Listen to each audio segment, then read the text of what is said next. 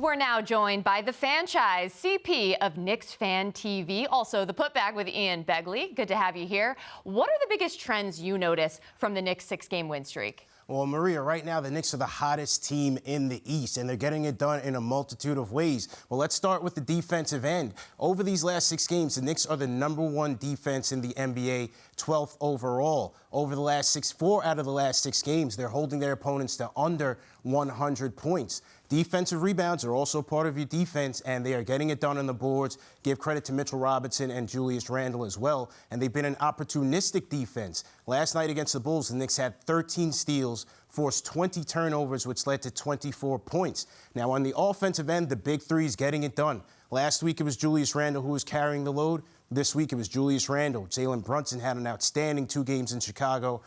Barrett is shooting the ball more efficient than he was to begin the season. But last night, they had a significant contribution from Quentin Grimes, who had a season-high 22 points of 5 of 9 shooting from downtown. And if he can be consistent in that area, he's going to make that Knicks starting lineup much more potent. Let's get into Grimes a bit more. He scored in double figures in 4 of his last 5 games. How does his emergence on both ends just change things for the Knicks? Well, Grimes fills a role that's very coveted in the NBA, and that is a 3-and-D wing. It's going to be a guy who's going to draw the hardest assignment on the defensive end. In Chicago, it was Zach LaVine. And on the offensive end, he's going to look to space the floor by being an efficient 3-point shooter. And what that's going to do is it's going to open the offense up. It's going to create more driving lanes for the Knicks slashers and Barrett, Julius Randle, and Jalen Brunson. And that's the role that Quentin Grimes is filling right now. He started off out the gates a little bit slow to start the season. He was nursing a foot injury, but over these last 6 games, Maria, he's averaging 13 points per game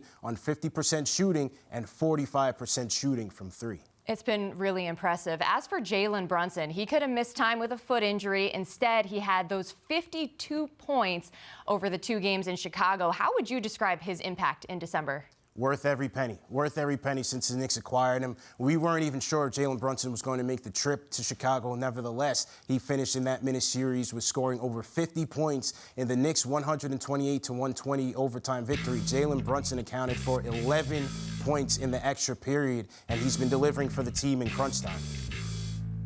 All right, well, the Knicks will look to improve to 10-6 on the road Sunday against the Pacers. CP, thanks so much for stopping by. Thanks again.